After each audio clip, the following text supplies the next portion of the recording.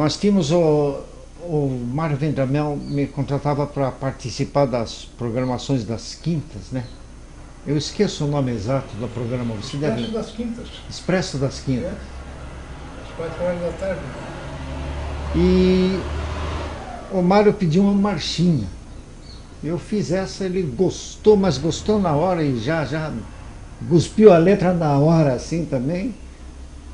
Era uma letra bem alegrinha, simplesinha, sem sofisticação nenhuma, era uma coisa sem consequências e eu nunca esqueci porque ela é alegrinha mesmo. Nas horas de dificuldade é bom lembrar de uma letra. Com certeza. Você chegou a trabalhar na B2 lá com eles, né? Eu trabalhei na B2 de 51, que eu entrei com o Valtel Branco, só saí para tocar na noite em 55. Fiquei 4 ou 5 anos na B2. Você tinha um programa lá? O que era? Tínhamos sim. Tínhamos um quinteto de jazz. E não era um simples quinteto de jazz. Edwin Morgan no sax, costarriquenho. Eduardo Rocco, argentino, um contrabaixo inacreditável. O irmão do Valtel Branco na bateria, o Wilson Branco. E o Valtel Branco e eu.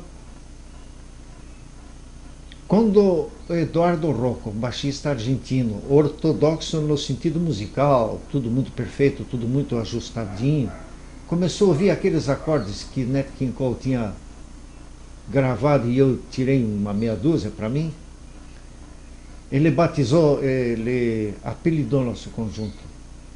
Apelidou, porque aquilo não é nome de conjunto. Los Miserables del Ritmo. Porque era muita convenção, né? Não era mão esquerda, baixo e acorde, não, era tudo cheio de ritmo quebrado e ele sofreu uns tempos para ser ajustado, mas ele era formidável. Morgan era com 2 concursos de jazz, pelo menos ele ganhou. E quando apareceu aqui em Curitiba com a Orquestra do Castrito, já me pinçou para trabalhar com ele, porque todas as standards que ele tocava eu conhecia. E também era difícil achar um pianista que mudasse o tom de uma melodia na hora. Eu não sou pianista, isso é bom deixar bem claro. Eu fui achando as coisas.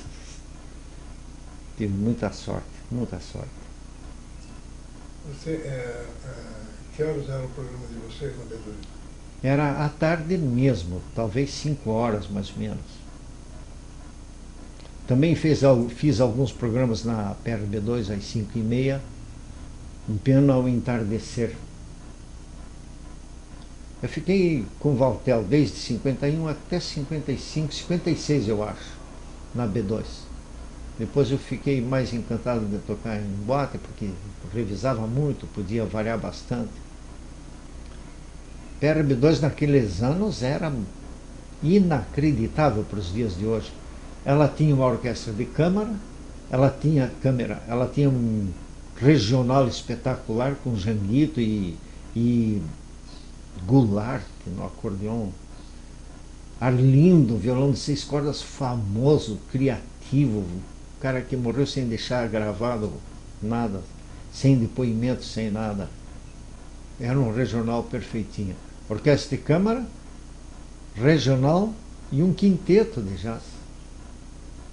Com piano de cauda orquestral e Senfelder no palco da rádio, com auditório. Hoje você vê a rádio é uma salinha. Nem tem música ao vivo, não tem mais nada. É verdade. E isso para não falar em radioteatro, né? Que radioteatro era uma sombra, era um espetáculo, era topo de linha. Terceira emissora no Brasil, né? A aparecer no ar PRB2 Rádio Clube Paranaense de Curitiba. E era uma rádio de uma Curitiba 10 vezes menor do que hoje, né? Talvez menos ainda, mas trazia Vicente Celestino, trazia Orlando Silva. Eu estava na calçada, eu tinha o quê? Uns 3 aninhos. Orlando Silva desce do ensaio, passa, mexe na minha cabeça, disse: menino cabelo de ouro. Eu parecia um polaquinho naqueles dias. Estelinha Egg, Alceu Burquino, ensaiando, e eu, gurizinho, subindo as escadas para ver os dois ensaiando. PRB2 tem que ter um enorme de um alfarrábio contando a história dela, né? Em 53 eu tinha feito a bota da exposição do café, em 54 La Ronde, logo em seguida La Vie en Rose e todas elas, né? Luigi's, Graceful, Jane 1, Jane 2, Jane 2 com Wilson Simonal, na Jane 2 em cima do posto de gasolina. Carvalho. A gente conhecia todas, né? Conhecia todas. Eu tive a sorte de ser contratado por uma grande quantidade de aberturas de boate. Ficava um tempinho lá, mas o meu estilo naqueles dias era muito fora do usual, né? Hoje não, hoje todo mundo toca bem melhor do que eu, o mesmo estilo. Na Grace você tocou com o Boião? Sim. O Lulinha com o Crônios? Sim. Que era mulherdeira, né? É. Uma época andaram, não sei se era mulher ou... E quem era o baterista? Quem era o baterista? Não foi o Paciência? Pirata. O pirata do Breno Sauer, aquele Pirata? Afonso Cid. Sim, eu lembro. Pirata. Foi uma época brava. E a piazada, a cada 2 anos, vinha mais um. Era muito gozado. Eu lembro, você me contou aquele dia que você toca de ouvido. Sim.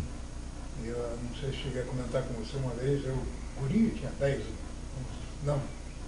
11, 12 anos já, na inauguração do Canal 12, estava o Lalo acompanhando o Calouros lá. Sim, é Lalo, verdade. o Juca na bateria. Sim. E o Lápis no violão. O trio acompanhava. Eram os 3 irmãos. Os 3 irmãos, o único negro com o nome de Ladislau, pô. Ladislau. E o lápis chamava-se Palminor. Palminor, O único que não tinha nome estrangeiro era o Juca. Eu acho que é tendência. Tem gente que só admite a melodia tal como ela foi escrita, só com aquela nota da melodia. Mas bolero, quantas vezes eu toquei o mesmo bolero? Centenas de vezes. O tema de Lara, lembra o tema de Lara? No Palácio Iguaçu, para um jantar do governador Jaime Canedo, grande governador Jaime Canedo, eu toquei 17 vezes o tema de Lara. Ele chegava perto do piano, num momentinho de folga: toca o tema de Lara, senão não te pago. E eu começava o tema de Lara, alguém já chamava ele, eu ia esmorecendo, voltava para outra coisa. Olha, você não continua. E você veja, nessa de procurar mudanças harmônicas, eu desde menino eu fui assim. Minhas irmãs estudavam bem piano e violino e eram boas instrumentistas. E eu fui criado ouvindo Debussy, Ravel. Com minha prima fui ouvir Camargo Guarnieri. Anos depois fui ouvir Camargo Guarnieri com o nome de Jorge Ben, que sugou as melodias do Camargo Guarnieri para fazer seu samba. Mas veja uma coisa.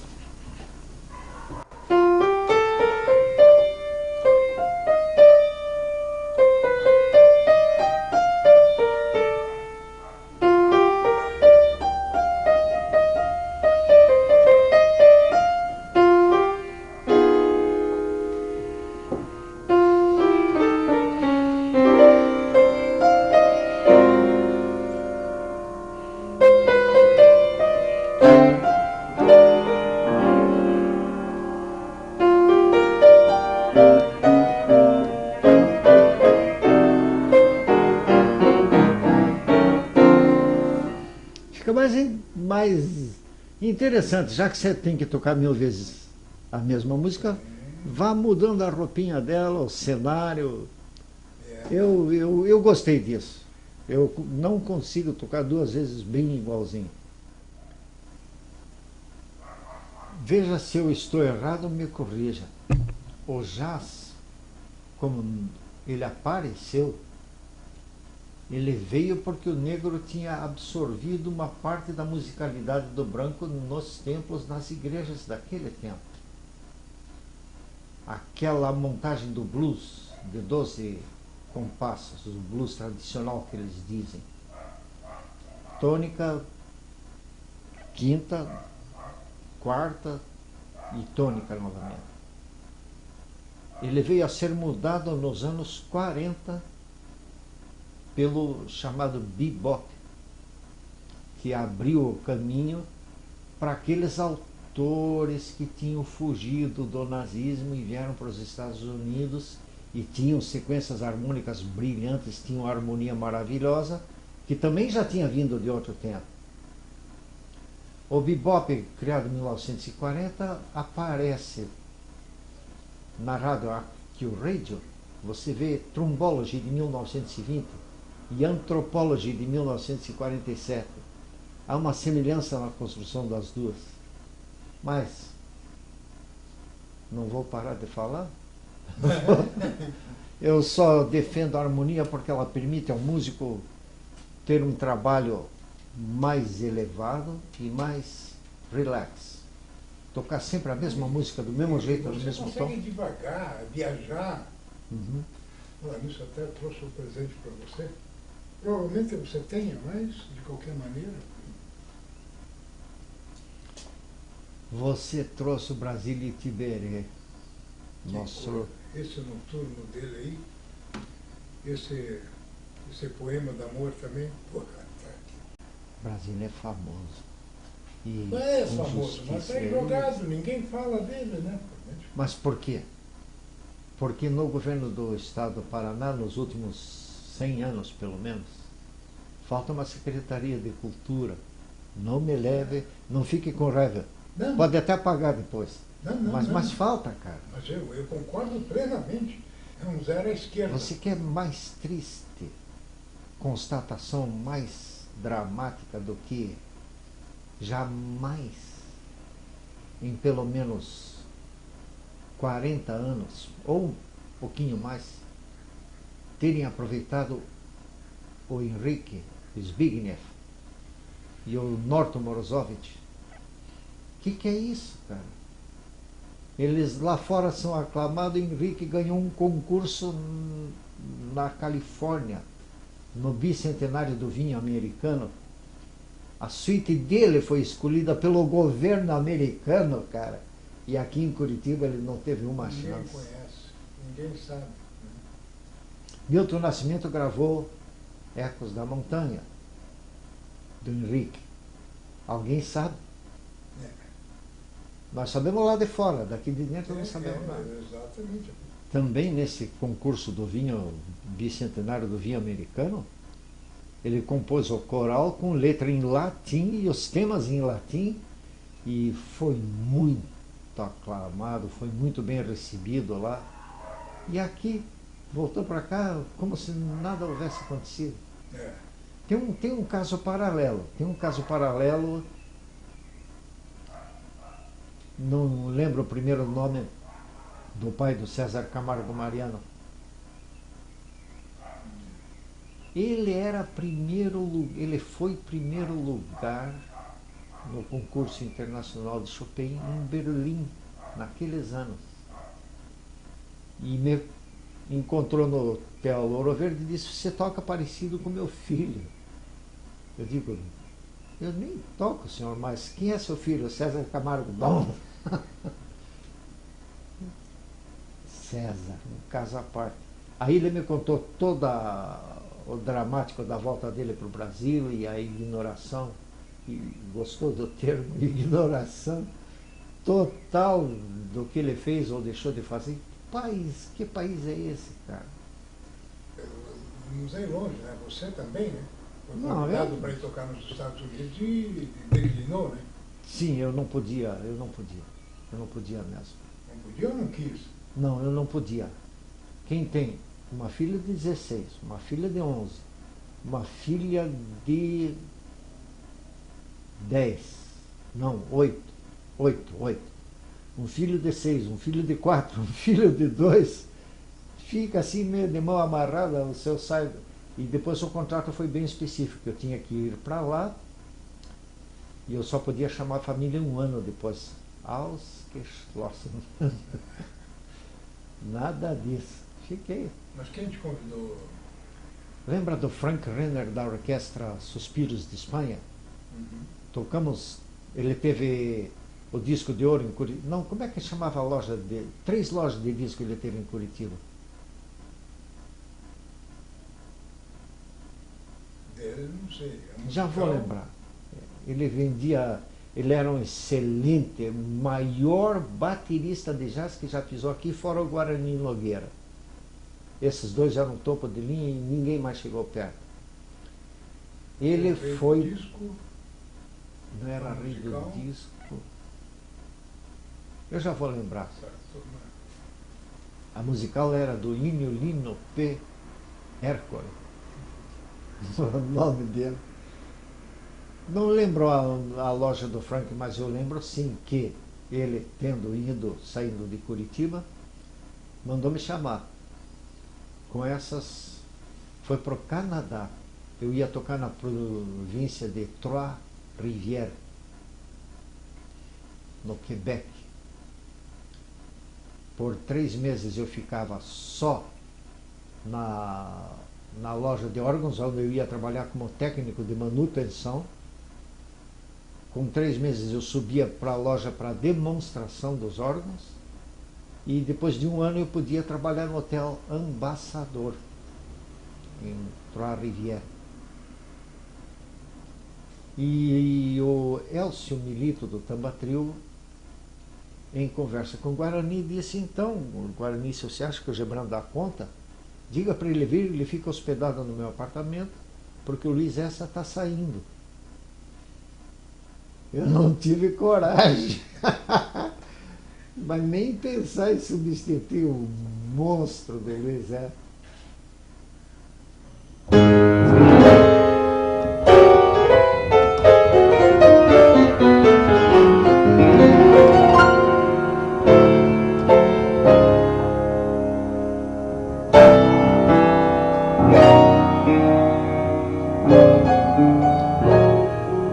Acostumei a trabalhar com a mão esquerda aberta, resultado, ela cresceu mais que a direita nesses 80 anos. É incrível. Eu não tinha reparado isso, a não ser esse ano. Por que eu fazia um acorde com a esquerda e não conseguia fazer o mesmo acorde com a direita? Aí só pode ser o tamanho da...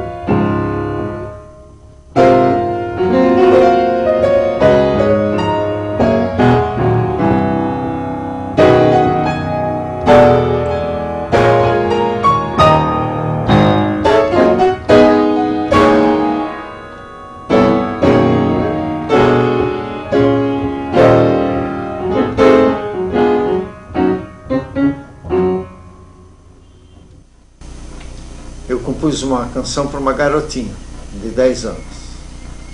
Depois eu compus a outra canção totalmente diferente para essa garota já nos seus 30. Eita, e agora eu compus ela nos seus 70.